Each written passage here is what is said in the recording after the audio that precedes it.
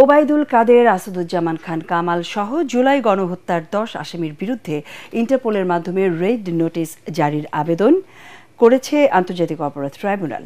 সাংবাদিকদের সঙ্গে মতবিনিময় সভায় ট্রাইব্যুনালের চিফ প্রসিকিউটর তাজুল ইসলাম জানান, গণহত্যা মাস্টারমাইন্ড ও সরাসরি জড়িতদের বিচারে অগ্রাধিকার দিচ্ছে প্রসিকিউশন। জুলাই গণহত্যার 4টি তদন্ত শেষ পর্যায়ে জানিয়ে তিনি জানান, শিগগিরই চূড়ান্ত রিপোর্ট দেওয়া সম্ভব হবে। আরও জানাচ্ছেন হুমায়ুন চিশতি। জুলাই আগস্ট গণ অভ্যুত্থানে হত্যা, গণহত্যা ও মানবতাবিরোধী অপরাধের বিচারে পুনর্গঠন করা হয় আন্তর্জাতিক অপরাধ ট্রাইব্যুনাল। ট্রাইব্যুনালের সংশোধিত আইন ও বিচার কাজের সবশেষ অগ্রগতি তুলে ধরতে সাংবাদিকদের সাথে মতবিনিময় করে প্রসিকিউশন টিম। প্রধান কমান্ডার কিভাবে নির্দেশ দিয়েছেন সেটা আরেকটা পর্ব। প্রসিকিউশন জানায়, এ পর্যন্ত দায়ের হওয়া 339টি অভিযোগে আসামি 141 জন, যার মধ্যে গ্রেফতার 54 জন, শেখ হাসিনা সহ পলাতক 87 জন।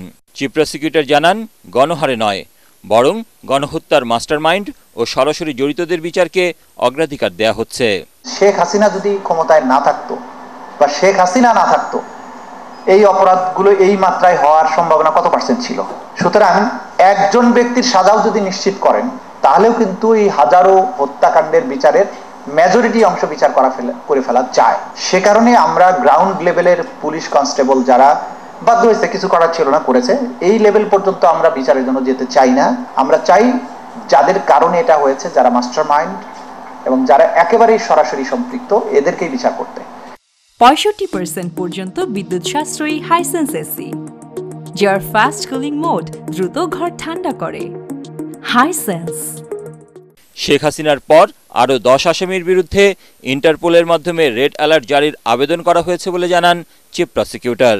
এর মধ্যে অন্যতম আওয়ামী লীগের সাধারণ সম্পাদক ও সাবেক সেতুমন্ত্রী ওবায়দুল কাদের, সাবেক স্বরাষ্ট্রমন্ত্রী আসাদুজ্জামান খান কামাল, সাবেক পররাষ্ট্রমন্ত্রী ডক্টর হাসান মাহমুদ ও সাবেক মুক্তিযুদ্ধ বিষয়ক মন্ত্রী আকাম মোজাম্মেল হক। 10 জনের বিরুদ্ধে আমরা রেড নোটিশের জন্য সমস্ত ডকুমেন্ট তৈরি করে আমাদের অফিস থেকে ইন্সপেক্টর জেনারেল অফ পুলিশের অফিসে পাঠিয়েছি এবং তারা সেখান থেকে যথা নিয়মে এটা ইন্টারপোলের কাছে পাঠাবেন।